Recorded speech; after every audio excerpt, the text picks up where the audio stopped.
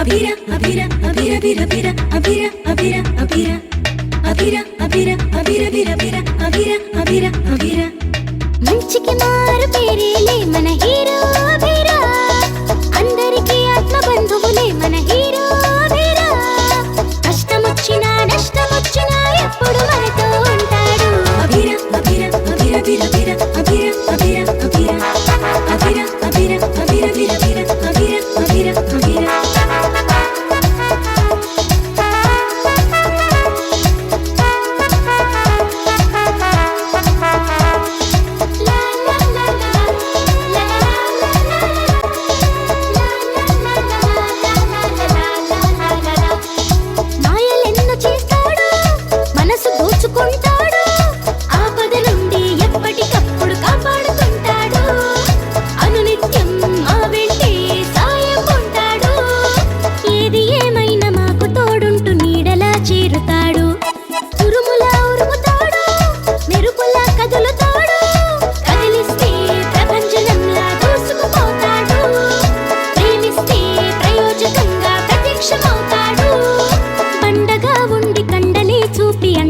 చేరుతాడు ఎందరెదురైన నేను గలనంటూ ధైర్యమే నింపుతాడు భూతమై వచ్చి భువిలో తిరిగేటి వాడే వీడు అభిరా అభిరా అభిరా బిరా బిరా అభిరా అభిరా అభిరా అభిరా అభిరా అభిరా అభిరా బిరా బిరా అభిరా అభిరా అభిరా అభిరా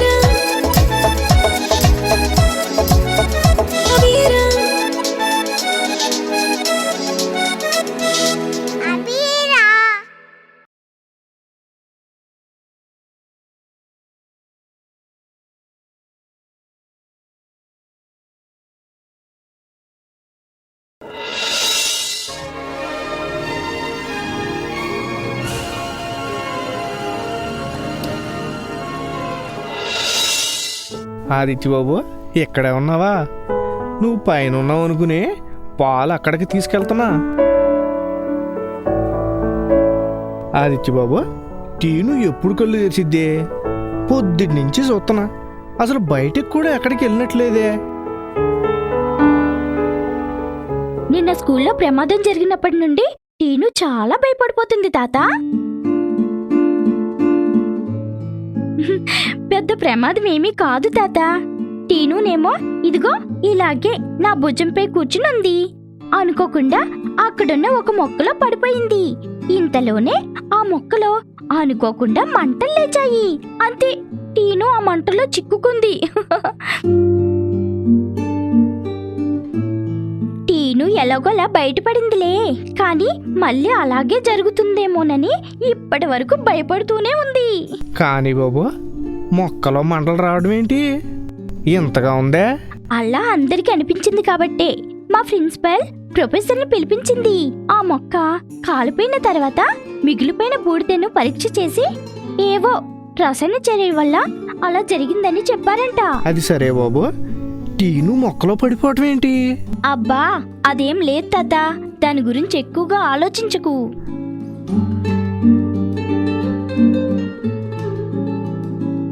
ఆశ్చర్యంగా ఉందే, మొక్కలోకి సిలక పడిపోవటం ఏంటి, మొక్కలో మంటలు పుట్టడం ఏంటి?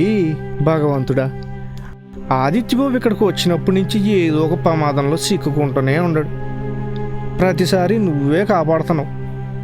ఇప్పుడు కూడా అంతే. ఆదిత్యబాబుపై ఏ దుష్టశక్తి ప్రభావం పడకుండా కాపాడు తండ్రి.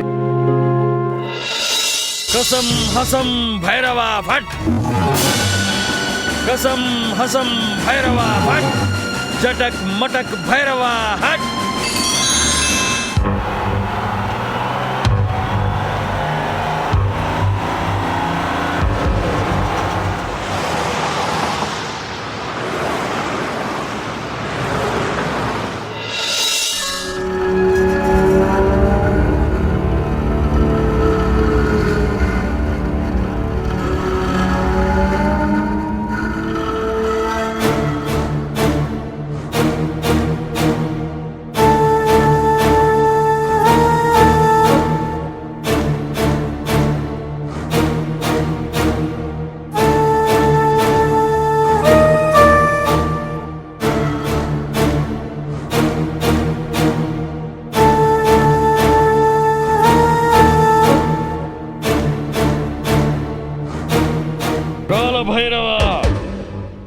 పిలుపు వినబడని ఆ మంత్రాలయం కూడా నాకు నరకంగా ఉంది. నీ ఆగ్రహం నన్ను నిలువునా దహించి వేస్తోంది. నిన్ను ప్రసన్నం చేసుకోవడానికి రాత్రనక పగలనక నేను పడ్డ శ్రమకు అర్థం లేకుండా పోయింది. నేను చేసింది తప్పే. ఆ బాలుడు మంత్రాలయానికి వచ్చినప్పుడు వాణ్ణి అపహరించలేకపోయాను. కానీ నీ సహకారం లేకుండా నేను ఒక్క అడుగు కూడా ముందుకు వేయలేకుండా ఉన్నాను. నేనేం చెయ్యాలి? ఆ బాలుణ్ణి మంత్రాలయానికి రప్పించి మార్గం చెప్పు. నేను సర్వశక్తి సంపన్నుణ్ణి అయ్యే భాగ్యం కలిగించు.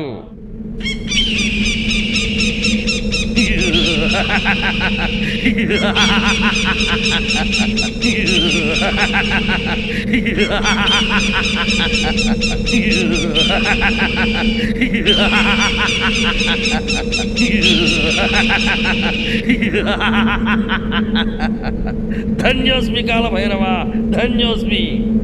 నువ్విచ్చిన సంకేతము నాకు అర్థమైంది. దీన్ని ఈరోజే అమల్లో పెడతా. రేపటికల్లా ఆ బాలుడు మంత్రాలయంలో నీ పాదాల వద్ద ఉండేట్టు చేస్తా. రేయ్ బాలక, ఇక నిన్ను నా నుండి ఏ శక్తి కాపాడలేదురా.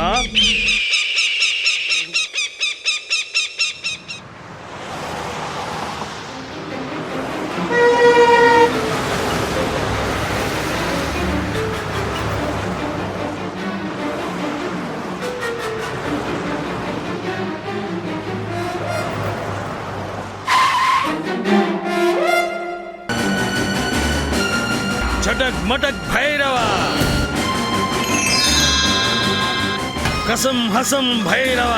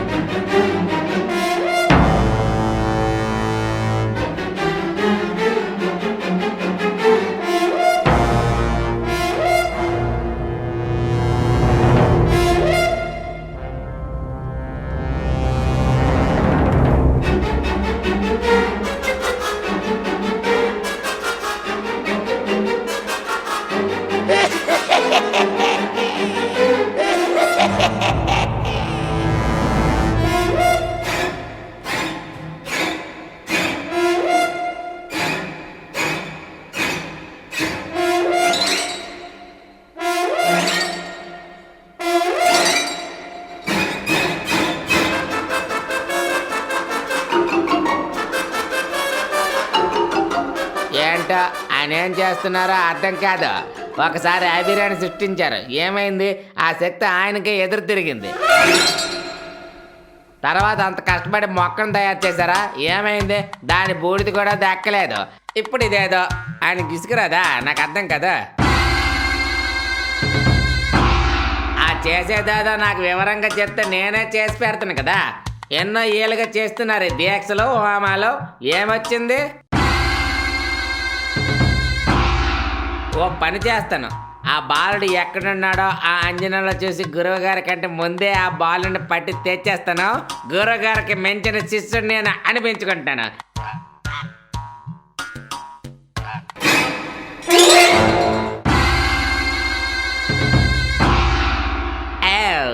గురువు గారు స్వార్థపరులు, తనకు అంది తెచ్చాలనుకుంటారు. అందుకే అంజనం ఇంత పొడవైపోయినది. ఇప్పుడేం చేయాలి చెప్పమా?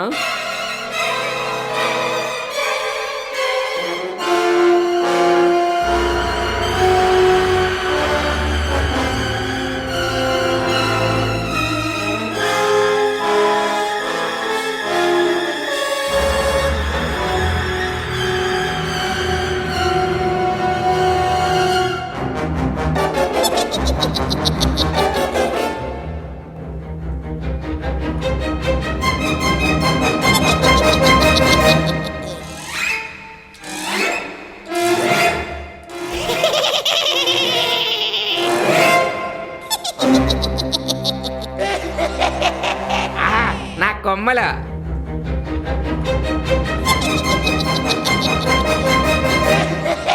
బొగ్గలు. ఏయ్ బుడతా,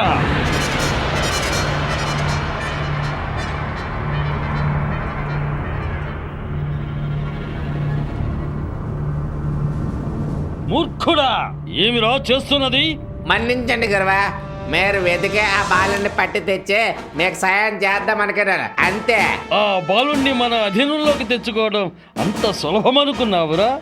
వాడు కారణ జన్ముడు, కాలభైరవుని సంతృప్తపరచగలిగే లక్షణాలున్న ఏకైక ప్రాణి.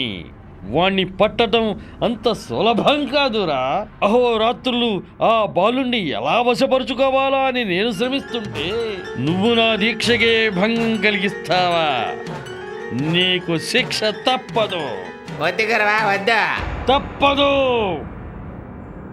నా దీక్షకే భంగం కలిగించావు కాబట్టి అది తిరిగి సంపూర్ణమయ్యేంత వరకు అలాగే గాలిలో తేలుతూ తిరుగుతూనే ఉండు. ఇదే నీకు శిక్ష.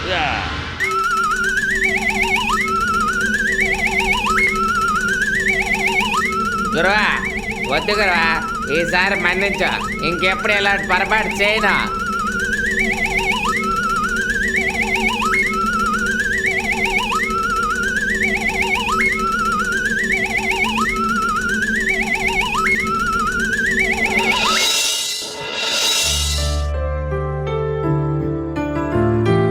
నాకిప్పుడే కావాలి.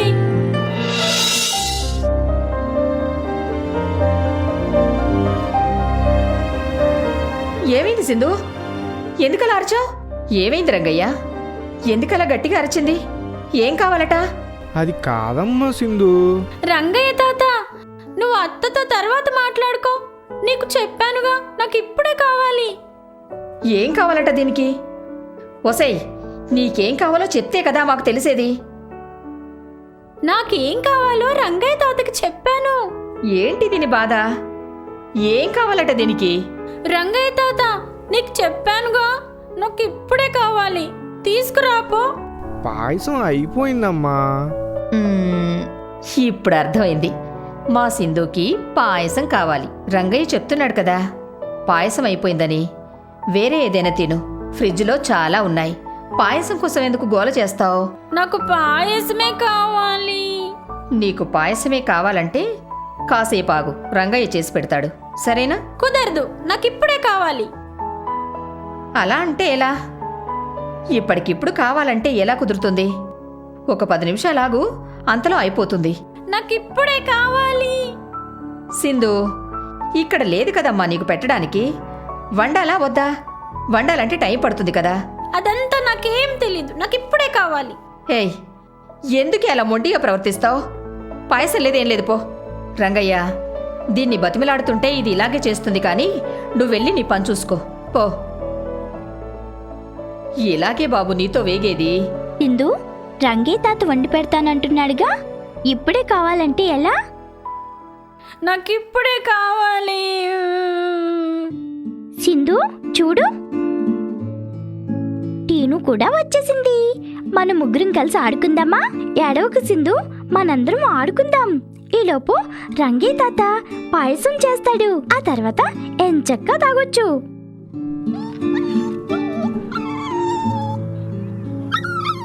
నీ టీను నా మిల్కీని అస్తమానం ఏడిపిస్తుంది. అలా ఏం జరగదు సింధు, టీను నీ మిల్కీని ఏమీ అనదు. ప్రామిస్? ప్రామిస్. సరే మరి, మనం బయటికి వెళ్ళి ఆడుకుందామా?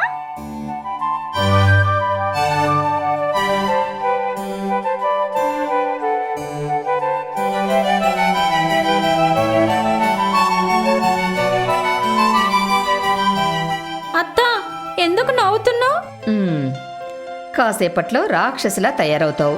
అంతలోనే మంచి పిల్లలా చెప్పిందల్లా వింటావు. ఎలాగే నీతో వేగేది? నేనేమీ మంచి పిల్లను కాను, రాక్షసినే. రంగయ్య తాత 10 నిమిషాల్లో చేసి పెడతానన్నాడు. 10 నిమిషాల్లో అవ్వకపోతే నేను మళ్ళీ ఏడుస్తా.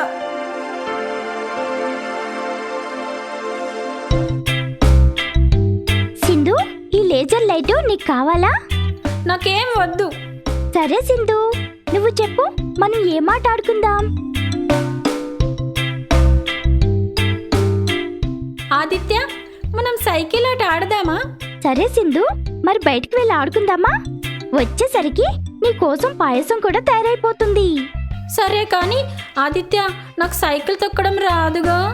పర్వాలేదు సింధు, నీకు సైకిల్ తొక్కడం నేను నేర్పిస్తాను, సరేనా? సరే.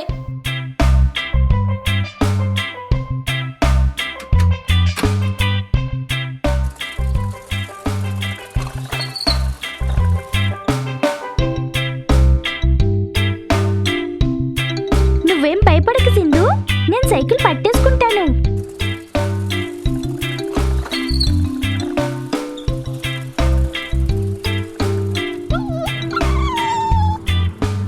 సింధు పూర్తిగా మొండిదానిలా తయారవుతుంది. అన్నయ్య దానికి తిండి దాస తప్పితే ఇంకేమీ నేర్పించలేదు. చిన్నపిల్ల అల్లరి సహజమే కదా అని ఊరుకుంటే రాను రాను ఇది మితిమీరిపోతుంది.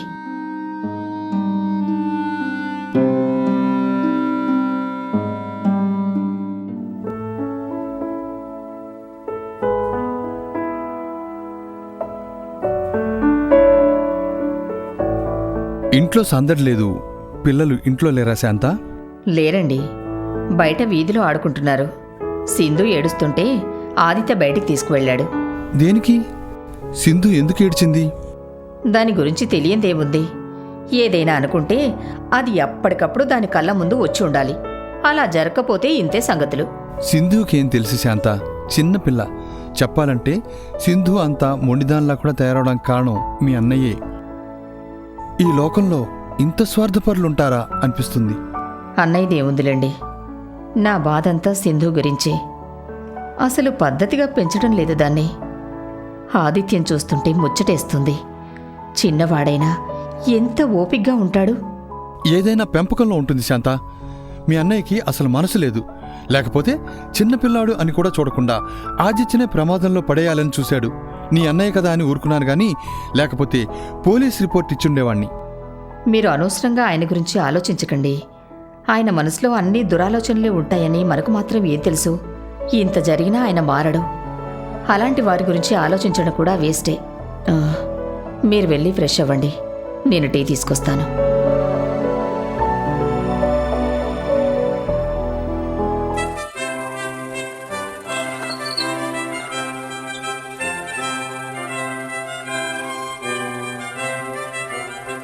ఏ సింధు, సైకిల్ తొక్కుతూ అటు ఇటు చూడకు. ఎదురుగా చూస్తూ సైకిల్ నడపాలి, లేకపోతే ఎదురుగా ఏం వచ్చినా చూసుకోలేవు. చూసుకోకపోతే ఏమవుతుంది? ఏముంది, యాక్సిడెంట్ అయిపోతుంది. ఆదిత్య, నువ్వెప్పుడైనా సైకిల్ నడుపుతూ కింద పడ్డావా? ఓ, చాలాసార్లు పడ్డాను సింధు. అందుకే నీకు చెప్పేది జాగ్రత్తగా నడపమని. ఆదిత్య, సైకిల్ నడపడం ఇంత ఈజీ అనుకోలేదు. జస్ట్ సైకిల్ పై ఎక్కి కూర్చోవడం, హ్యాండిల్ పట్టుకోవడం, ఫెడల్ తొక్కేయడం, అంతే. ఆదిత్య, ఎందుకు నవ్వుతున్నావు? ఏమీ లేదు, ఊరికే. సరే ఆదిత్య, ఎంతసేపు అని సైకిల్ పట్టుకొని ఉంటావు? ఇక వదిలేసాయి, నేను నడుపుకుంటానులే. అయ్యో వద్దు సింధు, నీకింకా సైకిల్ తొక్కడం రాలేదు. లేదు ఆదిత్య, నాకు సైకిల్ తొక్కడం వచ్చేసింది, నువ్వు వదిలేసేయి.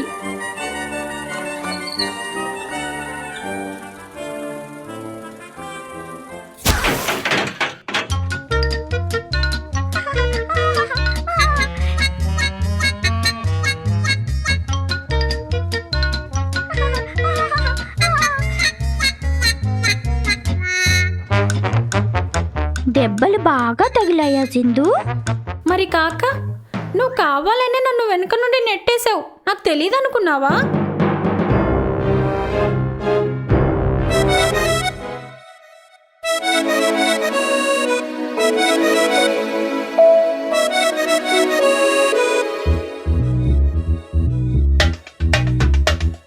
అభిరా అభిరా అభిరా అభిరా అభిరా అభిరా అభిరా అభిరా అభిరా అభిరా అభిరా అభిరా అభిరా అభిరా మంచికి మారు పేరేలే